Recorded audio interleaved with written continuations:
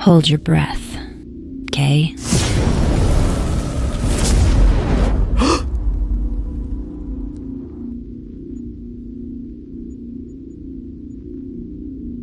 You ever see a dead body twitch?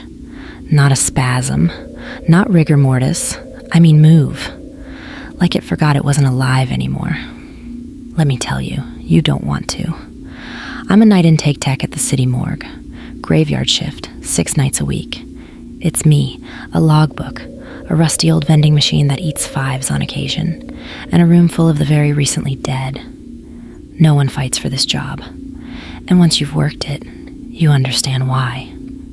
The isolation and smell are something you oddly get used to. What I never got used to, the ones who come in too warm. That night was quiet until dispatch called around 2:47 a.m. Single car accident off Highway 42. Car pancaked under a semi. Driver declared DOA at the scene. Standard protocol. EMTs roll in 20 minutes later with the stretcher and a zipped black body bag. Female, no ID, mid-30s. Blonde, face crushed. Jane Doe. Paramedic looked tired, like he didn't even want to sign the clipboard. I wheeled her into intake, alone like always. I checked vitals again. Nothing. Skin felt not cold, but not warm either. Lukewarm, like bathwater gone still. I unzipped the bag just enough to snap ID photos, and then I saw it. A puff of steam, rising from her mouth. I froze. You tell yourself it's just post-mortem reflex. Nerves firing, brain gas, some bullshit science explanation because that's what your training says. But I leaned closer, watched her chest, waited, counted. There, the faintest lift. The plastic bag rustled with the breath. I checked vitals again, still nothing. But there was no mistaking the smoky curls of something coming from her mouth. I stepped back. My spine screamed, trying to get my ass to realize something was wrong. I zipped the bag back up and quickly made my way toward the phone. That semi could have been carrying anything that leaked into the body. This could be some sort of biohazard issue. And although I had my mask on, I needed to call for backup. No dial tone. My cell? Dead. No signal in the basement because of fucking course. I turned back, ready to leave when the bag shifted. This wasn't a twitch. It moved. Like something inside was adjusting itself. Getting comfortable. Then came the noise. Like wet meat slapping plastic. Muffled, but urgent. Like fists pounding from inside. I bolted. Because I've seen this movie before, and fuck that. I hit the panel to create an airtight seal for contamination on my way out. The slapping of the bag was overridden by the pressurized air making the seal. I tripped over the scale, slammed into the metal shelf, probably cracked a rib, but I didn't stop. I let that momentum carry me forward. I sprinted down the hall, barefoot after my shoe got yanked off mid-turn. Nearly broke the goddamn security door trying to key in the exit code. I stayed in the parking lot till morning. Didn't even call it in. Couldn't. No phone and no keys. And I was not going to go back to get them. Next day, I came in with the day team. Tried to act normal. Walked past the intake room. The body bag was empty. Still zipped. Still tagged. But empty. No log said anyone moved her. We pulled the security footage. It showed me wheeling her in, freaking out, running. But the second I disappeared from frame, nothing. No one opened the bag. No one got out. The camera just glitched. Then the frame was empty. Bag still zipped. Motionless. Like I imagined the whole thing. But I didn't imagine the strands of blonde hair still connected to patches of scalp and the footprint leading out the back door. There's a reason tow truck operators don't last long on night shifts. It's not the cold, not the drunks, not even the risk of getting plowed by a semi while hooking up a stalled Civic on the shoulder. It's the stuff that happens when the road stops being a road and starts turning into something else. I'd been running the graveyard tow for 3 years. Saw some bad wrecks. One guy burned so bad his skin came off with the seatbelt. Another hung himself from the overpass and just swayed over the hood of his Camry like a morbid hood ornament. But nothing, and I mean nothing, messed me up like what happened on mile marker 74. It was 2:17 a.m. Got a dispatch ping. Single vehicle breakdown. Unknown damage. No injuries reported. I didn't think much of it. The coordinates were weird.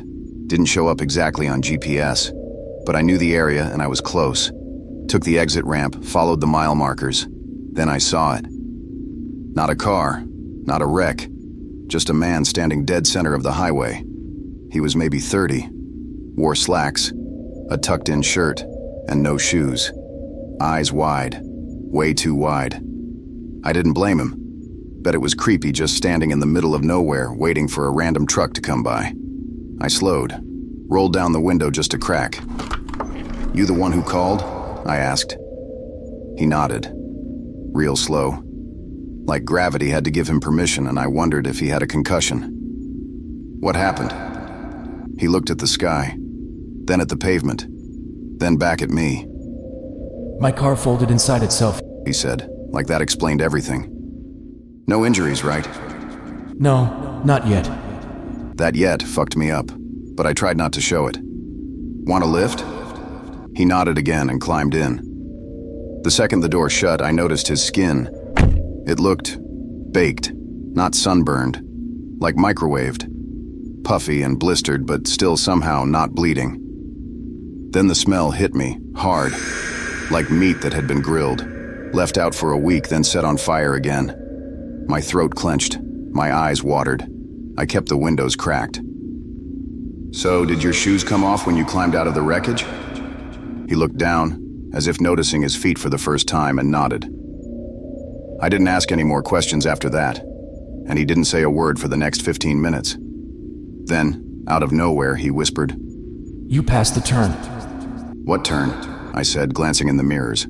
Nothing behind us, nothing ahead but dark, cracked asphalt. "Home," he said, so quiet it sounded like a thought more than a voice. I looked over at him. Empty seat, door shut, belt still buckled. Passenger seat stained with some kind of greasy smear. I slammed the brakes, jumped out, checked the road, checked under the truck. Nothing. No footprints. No telltale signs of someone running. No sound but my own heart trying to crawl out my throat. I climbed back in, grabbed the mic. "Dispatch, this is Unit 19. I lost the pickup. He just left my truck." No response. I tried again. "Dispatch, you copy?" Dead air. I switched frequencies. Every line. Dead. No static. No clicks. Just this horrible absence of sound, like the mic wasn't connected to anything anymore. Then the truck's radio came alive on its own. Not the mic. The FM band.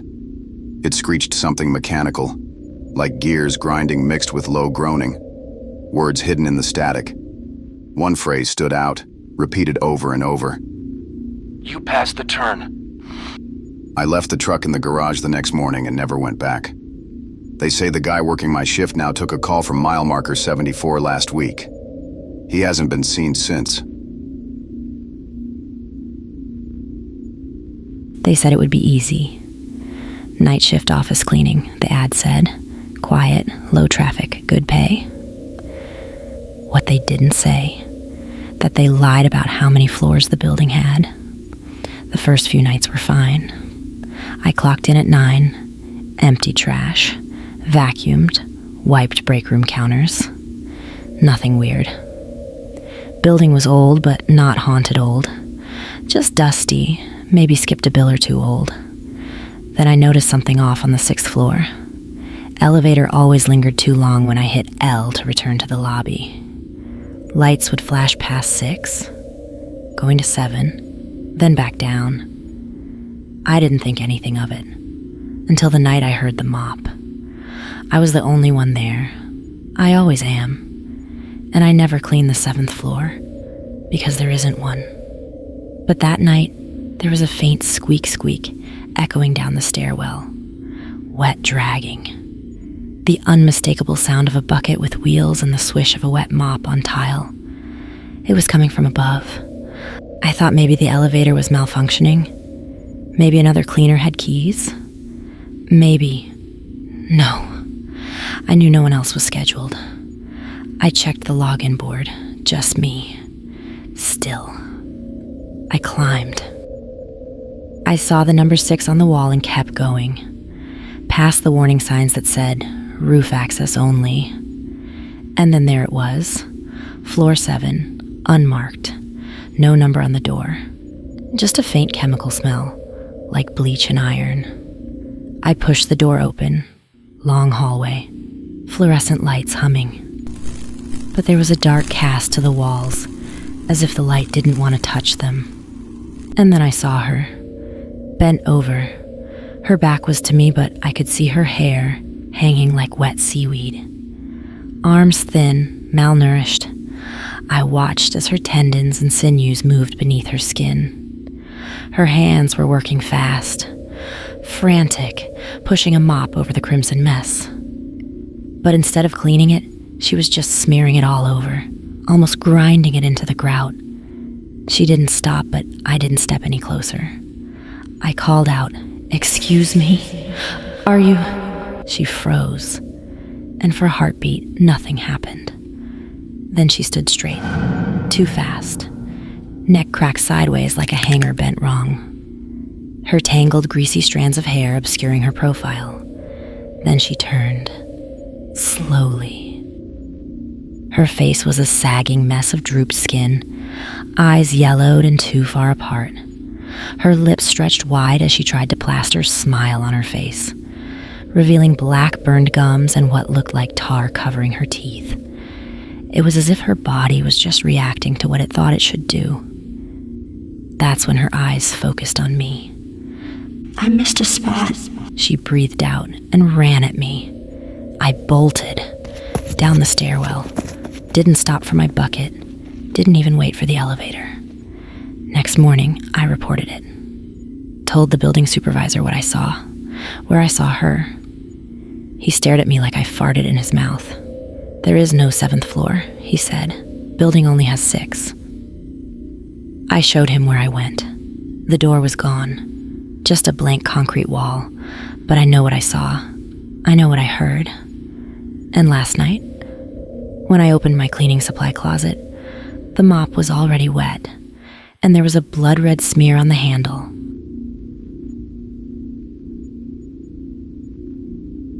Being the overnight mall security guard is supposed to be boring, and that's how I liked it. You make rounds, check the cams, keep junkies from sleeping in the service stairwells. That's as far as I'll go for this job. I mean, if someone's gonna rob a sunglass hut at 3 a.m., they deserve the $20. I usually kill time watching the monitors in the control room, sipping cold gas station coffee and scrolling on my phone. But last Monday, something changed. A new feed appeared. Cam 43. Thing is, we only have 42 cameras. And I know that for a fact because I've counted them on every shift for the last 2 years. No blind spots, no corners left uncovered, no Cam 43. But there it was. Static at first, then a slow, shaky image. Grainy footage of an elevator I didn't recognize. Not the mall elevator. This one looked nothing like what I was used to seeing.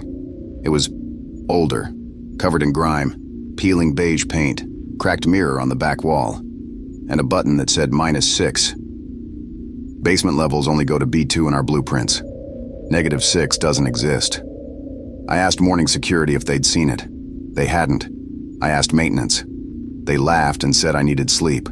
There was nothing left to do so. I watched it. Every night. At 1:11 a.m. the elevator would light up.